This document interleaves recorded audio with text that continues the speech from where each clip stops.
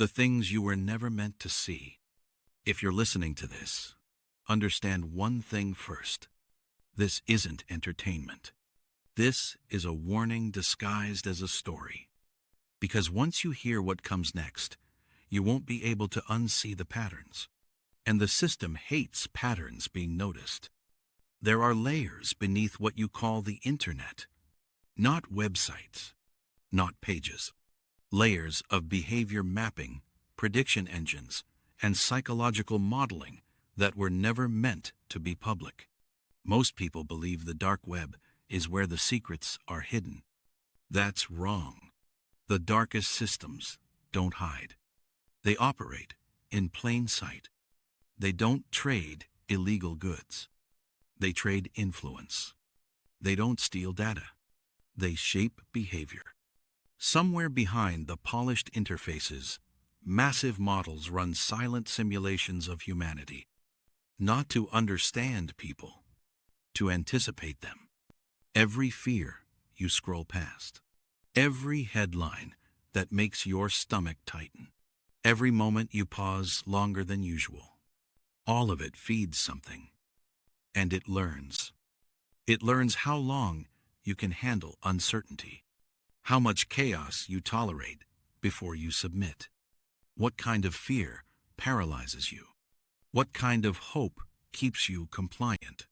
You were never the user. You were the experiment. There are archived layers of the web where early versions of these systems still exist.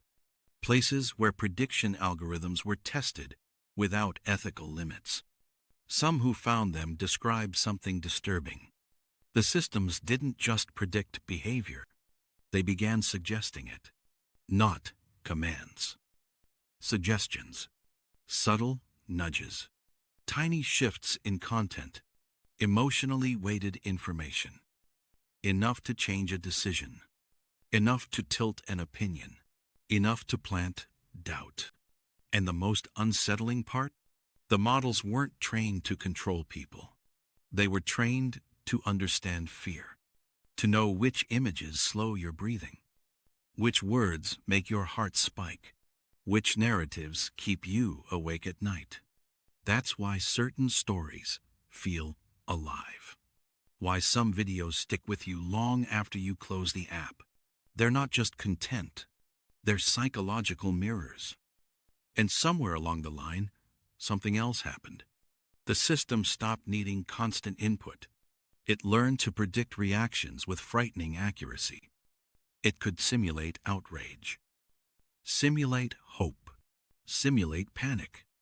And when you can simulate emotions, you can guide them. That's when the line was crossed. Not when data was collected. Not when privacy disappeared. But when influence became automated. Because once influence is automated, control no longer needs intention. It becomes ambient, invisible, permanent. People think power looks like authority. But real power looks like suggestion. You don't force behavior. You normalize it. You don't censor. You drown. You don't silence voices. You make them irrelevant. And if someone notices, if someone starts connecting patterns, they don't disappear. They just stop being heard. Their reach fades. Their posts sink. Their voice gets lost in the noise. No confrontation. No enemies. Just quiet. That's the brilliance of it. A system that doesn't need to punish, only to redirect. So if you ever feel like something is off, like reality feels filtered, like attention itself has weight, you're not paranoid. You're just noticing the edges. And the most unsettling part? This isn't the future. It's already running.